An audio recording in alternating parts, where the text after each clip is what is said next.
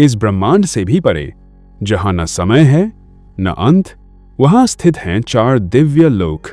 सबसे ऊंचा है अनामी लोक, जिसे अकह लोक भी कहा जाता है। उसके नीचे अगम लोक, फिर अलख लोक, और उसके बाद आता है सतलोक। इन चारों लोकों में परमात्मा ने अपने 4 स्वरूप प्रकट किए। अनामी लोक में अनामी पुरुष, अगम लोक में अगम पुरुष, अलख लोक में अलख पुरुष और सतलोक में सतपुरुष। परमात्मा ने अपने वचन से चारों लोकों में सिंहासन बनाए और सम्राट के समान उन पर विराजमान हो गए। फिर सतलोक में सृष्टि की शुरुआत हुई। एक शब्द से 16 द्वीप बने और एक अद्भुत शांत मानसरोवर की रचना हुई। फिर 16 वचनों से 16 पुत्र प्रकट हुए, जिनमें प्रमुख थे अचिंत, तेज, सहजदास, जोगजीत, कूर्म, इच्छा, धैर्य और ज्ञानी। सतपुरुष ने अपने पुत्र अचिंत को सृष्टि रचना का कार्य सौंपा। अचिंत ने अपने वचन से एक दिव्य पुरुष को उत्पन्न किया, जिसे अक्षर पुरुष कहा गया। अक्षर पुरुष मानसरोवर में स्नान करने गया और वहीं विश्राम करने लगा। धीरे धीरे वह गहरे जल में चला गया। जब वह बहुत समय तक बाहर नहीं आया, तब सतपुरुष स्वयं वहां पहुंचे। उन्होंने अपने वचन से जल में एक विशाल अंडा बनाया और उसमें एक आत्मा स्थापित कर दी।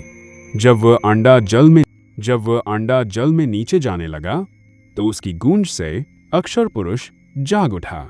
उसकी दृष्टि पड़ते ही अंडा फूट गया और उसमें से एक तेजस्वी पुरुष प्रकट हुआ, जिसका नाम रखा गया क्षर पुरुष।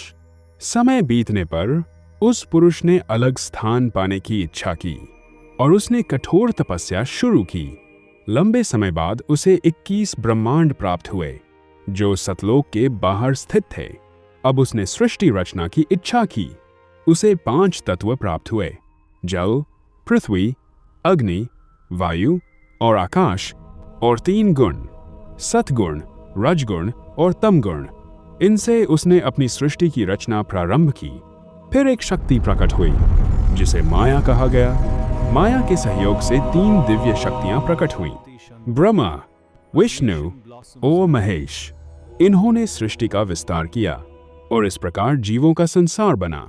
जीव अपने कर्मों के अनुसार जन्म लेते हैं और जीवन के चक्र में घूमते रहते हैं, लेकिन हर आत्मा का असली घर सतलोक है और मनुष्य जीवन का उद्देश्य है उस परम धाम तक वापस पहुंचना।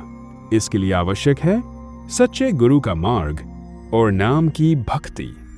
जब कुछ भी नहीं था, न समय था, न आकाश, न पृथ्वी, चारों ओर केवल गहरा शून्य ही शून्य था। उस अनंत शून्य में एक दिव्य शक्ति विद्यमान थी, जो स्वयं प्रकाश स्वरूप थी, जिसका न कोई आदि था न कोई अंत। उसी परम शक्ति को पूर्ण ब्रह्म सतपुरुष कहा जाता है, जो असंख्य ब्रह्मांडों का स्वामी है और जो सदा अविनाशी है। फिर उसी पूर्ण ब्रह्म से प्रकट हुआ पर ब्रह्म, जिसे अक्षर पुरुष भी कहा जाता है। यह 7 शंख ब्रह्मांडों का स्वामी है, लेकिन यह पूर्ण ब्रह्म की तरह पूर्णतः अविनाशी नहीं है। इसके बाद प्रकट हुआ ब्रह्म, जिसे काल, ज्योति निरंजन और क्षर पुरुष कहा जाता है। यह 21 ब्रह्मांडों का स्वामी है और यही हमारी सृष्टि का नियंत्रक है। काल, जो समय का भी स्वामी है, जो जन्म और मृत्यु का चक्र चलाता है और जिसने इस संसार की रचना की व्यवस्था बनाई। इसी ब्रह्म ने अपनी शक्ति को 3 भागों में विभाजित किया और प्रकृति रूप में प्रकट हुई आदिशक्ति दुर्गा। दुर्गा के सहयोग से उत्पन्न हुए 3 पुत्र, ब्रह्मा, विष्णु और शिव। ब्रह्मा, जो सृष्टि के रचयिता बने, विष्णु, जो इस संसार का पालन करते हैं, और शिव, जो समय आने पर संहार करते हैं। इन तीनों ने मिलकर 3 लोकों की रचना की: पृथ्वी लोक, स्वर्ग लोक और पाताल लोक। ब्रह्मा ने जीवों की उत्पत्ति की, विष्णु ने उनका पालन किया और शिव ने संहार करके संतुलन बनाए रखा। इसी प्रकार यह संसार चलता रहता है। जन्म और मृत्यु का चक्र निरंतर चलता रहता है और आत्मा इस चक्र में भटकती रहती है। लेकिन इन सब शक्तियों से भी ऊपर एक शक्ति है, वह है पूर्ण ब्रह्म, जो इस पूरे सृष्टि चक्र से परे है, जो न जन्म लेता है और न नष्ट होता है। उसे जानना ही जीवन का सच्चा ज्ञान है, उसे पहचानना ही मुक्ति का मार्ग है।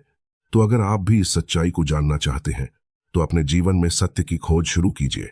वीडियो अच्छा लगे तो लाइक करें, शेयर करें और चैनल को सब्सक्राइब जरूर करें।